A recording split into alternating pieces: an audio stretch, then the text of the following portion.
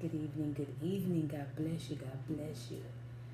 Listen, we're going to be looking at Psalms 101, verse 7.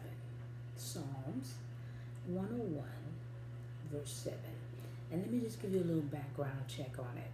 King David is the writer of this psalm. Psalms 101, but we're going to key in on verse 7. This psalm is what is called a royal psalm. David declares his purpose while asking for God's help to maintain righteousness. He makes a covenant with his eyes to watch the righteous. But while looking at the righteous, he also sees the wicked. And he says these words in verse 7. He who works deceit shall not dwell within my house. He who tells lies shall not continue in my presence. Did you hear what I said? David wants us to know how wicked this type of behavior, meaning deceit, is. David is saying that this type of behavior is not allowed in my house.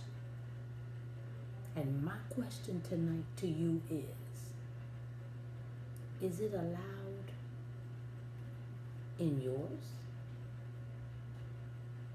I'm just spilling the tea at 10 on Word at Night while sipping on my tea.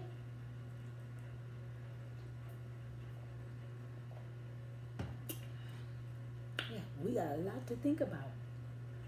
Because this deceit and lying is not acceptable. I don't care who says it is. Let's pray.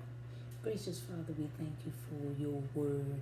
We thank you that you are allowing us to see that yes, it was done in the past, it's done now, and it'll be done in the future. But if we stand on your word, we'll know how to deal with it, because it won't be allowed in our house.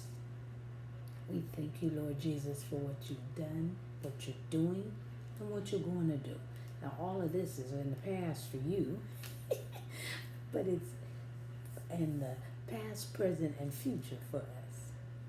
We thank you, and we bless your holy name. In Jesus' name we pray. Amen. All right. Have a great night. That's where we're going this week. Deceit. Deceptiveness. Deception. It's getting deep. Hope to see you tomorrow. Have a great night. God bless.